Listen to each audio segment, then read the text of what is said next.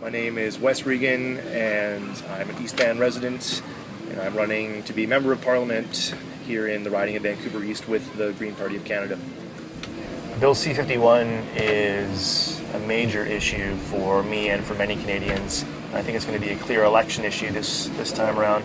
C51 is particularly troubling because the language around it is so vague that you can interpret it so broadly that it could serve as a catch-all to just include political enemies.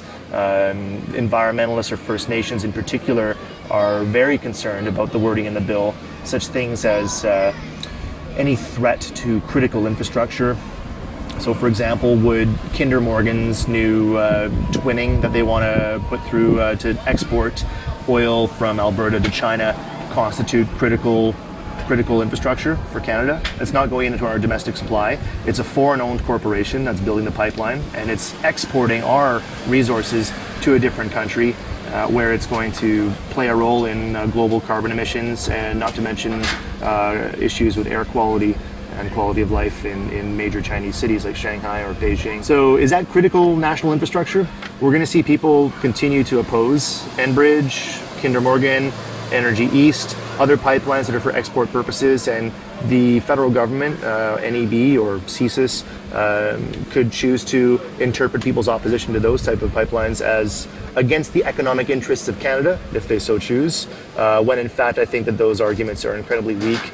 These are people standing up against corporations, most of the multinational corporations that aren't acting in the interest of Canadians or Canada, and yet this government seems to suffer from a form of what we call regulatory capture, where its single-minded pursuit of supporting the oil and gas industries have led it to enact legislation like Bill C51, which gives them a new sweeping set of legal tools or spying tools to further enforce that economic sort of hegemony.